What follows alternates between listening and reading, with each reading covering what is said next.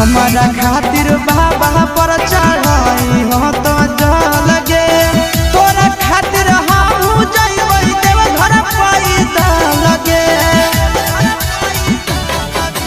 हमारा खातिर बाबा पर चढ़ाई हो तो लगे तोरा खातिर हम जइबै देव घर पैदा लगे। आगे तो